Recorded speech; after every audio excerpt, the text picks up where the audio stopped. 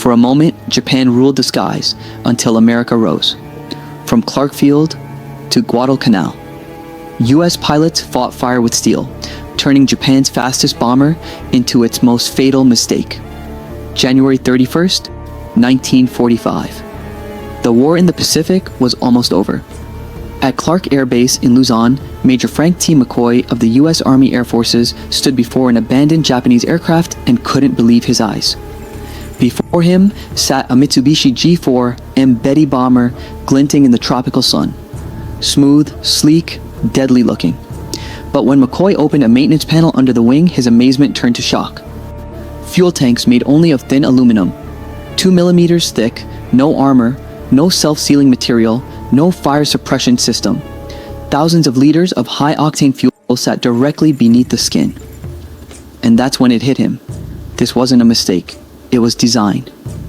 Japan had built its bombers on one philosophy. Speed and range matter more than survival, and that gamble defined everything that followed. December 8th, 1941, one day after Pearl Harbor. As smoke still rose from Oahu, 82 G4M Betty bombers roared off from bases in Formosa, heading straight for Clark Field in the Philippines.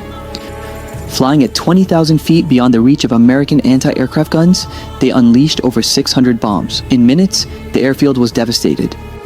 American air power in the Philippines crippled. Only days later, Betty bombers proved their worth again. Off the coast of Malaya, they joined G3Ms in a strike against the British battleships Prince of Wales and Repulse. In less than 90 minutes, both mighty ships were gone, sunk entirely by air power. To Japan, the Betty was a technological triumph, light, fast, and able to strike further than anyone imagined. By early 1942, it was hitting targets in Darwin, Port Moresby, and Guadalcanal ranges no other bomber on Earth could reach. But by mid-1942, the skies belonged to someone else. America was back. And with it came the Hellcat, the Corsair, and the legendary P-38 Lightning. August the 8th, 1942, Guadalcanal. Betty bombers took off from Rabaul. Only 5 returned. The rest exploded mid-air, consumed by fire after just a few hits. American pilots gave it a nickname, the Flying Lighter. One spark and it went up in flames. Speed had become the Betty's greatest weakness. Every mission became a one-way flight. But to American aviators, this was proof that Japan's reach had limits, and America had just found them. The truth lay in the engineering. Back in 1937, Japan's Navy had issued an impossible challenge. Build a bomber that could fly nearly 3,700 kilometers carrying a torpedo farther than anything the West could dream of. Mitsubishi's chief designer, Kiro Honjo, faced a brutal choice: armor and survive, or strip everything for range. He chose range.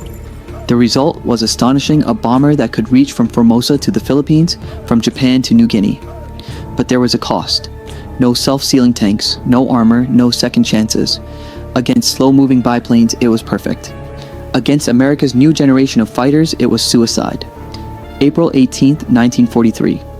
Admiral Isoroku Yamamoto, the architect of Pearl Harbor, boarded a Betty at Rabaul. But American cryptographers had already intercepted his flight plan. This was America's chance, and they took it. Operation Vengeance was born. 16. P-38. Lightnings flew more than 400 miles over open ocean, the longest interception mission of the war. They arrived on the 2nd. The American pilots spotted the formation, dove from the clouds at Gat, and struck with surgical precision. Within seconds, Yamamoto's Betty exploded in midair, a fireball over the jungle. The man who planned Pearl Harbor was dead. The very plane that symbolized Japan's power had become its coffin. It was not just a victory, it was justice served from the skies. 2 years later, Japan was desperate. March 1945. Betty bombers carried piloted rocket bombs called Oka, suicide weapons meant for U.S. ships near Okinawa. But the U.S. Navy's Hellcats intercepted them 100 miles out. Every single Betty was shot down before launch. Not one Oka reached its target. Over 150 Japanese airmen died, all for nothing. And then came the end. August 19, 1945, 4 days after Emperor Hirohito's surrender. 2 Betty bombers, painted white with green crosses, lifted off from Atsugi Air Base. Their call signs, Baton 1 and Baton 2. They carried Japanese delegates to surrender negotiations, escorted by American fighters. It was poetic. The same aircraft that opened Japan's war of conquest now carried its message of peace. The circle was complete.